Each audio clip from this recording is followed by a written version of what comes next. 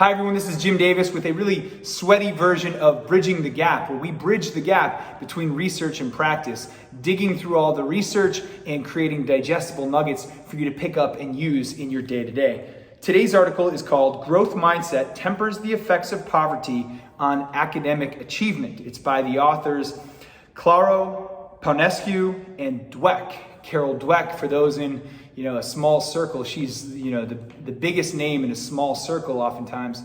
She wrote the book Mindset, the body of research, growth mindset research. It comes from her. She's the mother of growth mindset.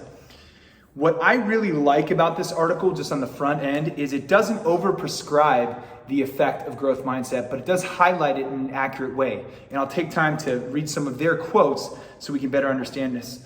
First of all, they start off by saying socioeconomic background is one of the strongest, best established predictors of academic achievement. It is well known that economic disadvantage can depress students' academic achievement through multiple mechanisms, including reduced access to educational resources, higher levels of stress, poor nutrition, and reduced access to healthcare. So right off the bat, they're saying, cutting and pasting growth mindset is not going to alleviate all these concerns. Those are things that need to be addressed in all cases. It does go on, however, to say that in those economically disadvantaged locations, in those undersupported places, growth mindset is still a distinguishing factor in ultimately success. They note that current research identifies the belief that students' mindset about intelligence, think about that, students' mindset about intelligence is systematically associated with economic disadvantage and moderates, this is the important part, moderates its effects on achievement. Numerous studies have found that students fare better if they believe that their intellectual abilities can be developed over time, if they have a growth mindset. The novel part of this article is that they note that previous research was conducted on unrepresentative samples and lacked socioeconomic data that would suggest that mindset is something that could potentially jump socioeconomic gaps. In order to do this, they took an enormous sample set, examining data from all of the 10th graders, all of them in Chile. And what they found was that in all cases, regardless of potential confounding variables, they controlled for everything they possibly could, growth mindset still moved academic outcomes forward. They also, and to use their terms, considered the possibility of reverse causation.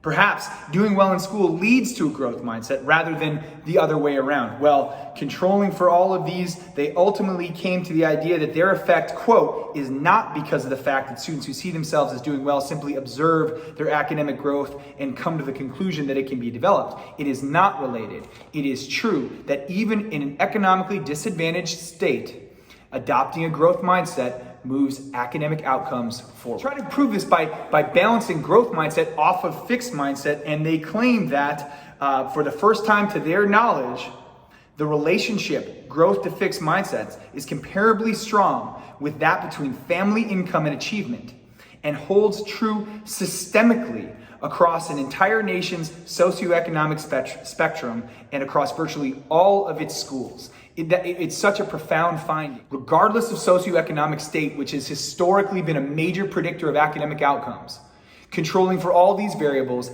and across an entire school system, growth mindset compared to fixed mindset always led to better outcomes. In other words, it was able to mitigate the effects of economic depression on these young people, on the academic outcomes of these young people. This is massive and important for all of us to understand. So the suggestion here is that we should teach a growth mindset to young people. We shouldn't assume that it is enough, right? We still need to address the systemic concerns that are wildly prevalent in the undersupported areas, not only of Chile, but all of our communities. We need to address those, absolutely.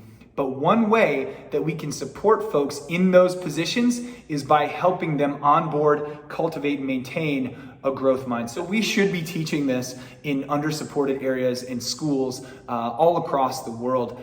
Finally, and it's the same freaking point over and over again, but it's a really important one, it is essential, but it's not enough. We have a lot of work to do, but in the coaching and athletics setting, helping people onboard a growth mindset, giving them some sense of agency and control over their outcomes, it just might change their lives.